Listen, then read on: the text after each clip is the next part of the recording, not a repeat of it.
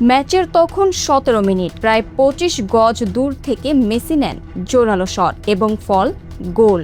এবারের বিশ্বকাপে মেসি ও আর্জেন্টিনার প্রথম গোল। গোটা দুনিয়ার আর্জেন্টাইন সমর্থকদের যখন মুখে হাসি, তখন ক্যামেরায় দেখা যায় মেসি কাঁদছেন। এটি কি বিশ্বকাপে নিজের শেষ যাত্রার প্রথম ম্যাচে গোল করার আনন্দ, নাকি অন্য কোনো কারণে? ম্যাচ শেষে মেসি জানালেন কারণটা ফুটবলীয় নয়, বরং ব্যক্তিগত।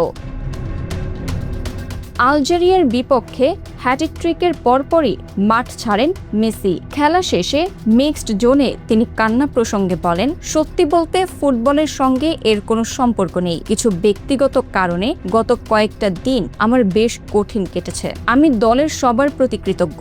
বরাবরের মতোই তারা সবসময় আমার পাশে ছিল। এই পরিস্থিতি কাটিয়ে ওঠার জন্য তারা আমাকে প্রচুর শক্তি জুগিয়েছে। ব্যাস এটুকুই।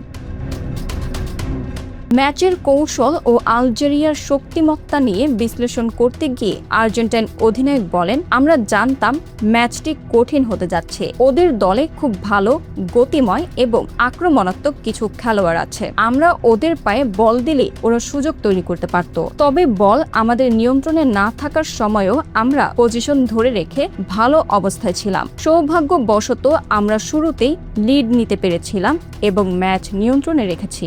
যদিও বল পজিশন ধরে রাখার চেনা ছন্দে আমরা পুরো ম্যাচটি খেলিনি। আর্জেন্টিনা আলজেরিয়া ম্যাচের প্রথমার্ধের পুরোটা জুড়ে ছিলেন মেসি। খেলার মাত্র ৫ মিনিটেই বল জালে পাঠান মেসি। গ্যালারিতে শুরু হয় উল্লাস, কিন্তু মুহূর্তের মধ্যেই সহকারী রেফারির পতাকা উঠলে সেই উদযাপন থেমে যায়। এরপর বাতিল হয় আলজেরিয়ার একটি গোলও। এরপর ১৭ মিনিটে করেন প্রথম গোল। মেসির মতে প্রথমার্ধটা কঠিন ছিল আর্জেন্টিনার জন্য, তবে দ্বিতীয়ার্ধ ছিল অন্যরকম। এটাই খুব স্বাভাবিক। যে কোনো টুর্নামেন্ট, বিশেষ করে বিশ্বকাপের প্রথম ম্যাচগুলো সবসময় কঠিন হয়। গত বিশ্বকাপের প্রথম ম্যাচের অভিজ্ঞতা আমাদের ছিল, আর এবারের বিশ্বকাপে এটা স্পষ্ট যে কেউ কাউকে সহজে ছেড়ে দেবে না। Bangla affairs news desk.